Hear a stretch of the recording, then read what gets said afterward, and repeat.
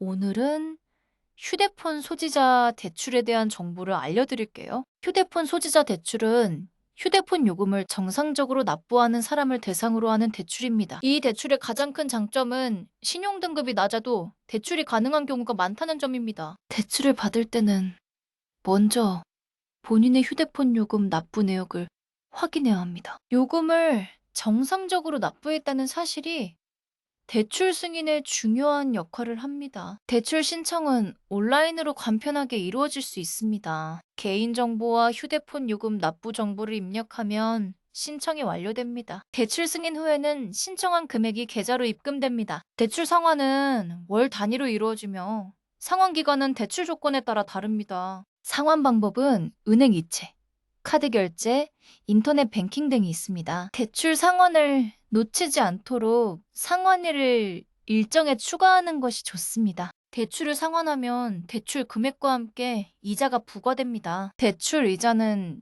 대출 조건에 따라 다릅니다. 대출 이자율을 확인하고 저렴한 이자율의 대출을 선택하는 것이 좋습니다. 대출을 받을 때는 대출 금리, 상환 기간, 이자율 등을 꼼꼼하게 확인해야 합니다. 대출 상환을 놓치지 않도록 상환일을 일정에 추가하는 것이 좋습니다. 대출을 받을 때는 대출금을 상환할 수 있는 여유자금을 확보해야 합니다. 대출을 상환하지 못하면 신용등급이 낮아질 수 있으므로 주의해야 합니다. 대출을 받기 전에 대출 상품을 꼼꼼히 비교하고 선택하는 것이 중요합니다. 대출 상품 비교를 위해 다양한 금융기관의 정보를 검토해 보세요. 대출 상품을 선택할 때는 금리, 상환 기간, 이자율 등을 고려해야 합니다. 대출 상환을 놓치지 않도록 상환일을 일정에 추가하는 것이 좋습니다. 대출을 받을 때는 대출금을 상환할 수 있는 여유자금을 확보해야 합니다.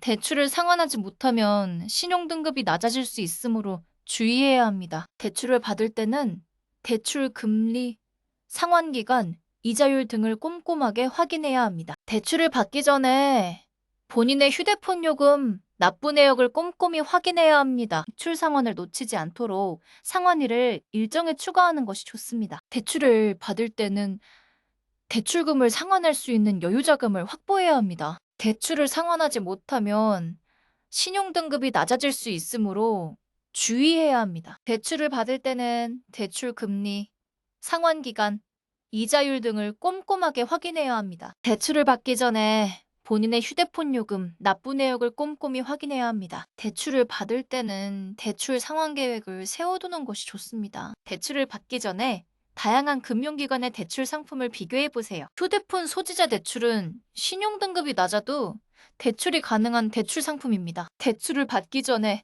본인의 상환 능력을 꼼꼼히 따져보는 것이 중요합니다. 대출 상환을 놓치지 않도록 상환일을 일정에 추가하는 것이 좋습니다. 휴대폰 소지자 대출은 신중한 결정을 통해 본인의 금융관리에 도움이 될 수 있습니다.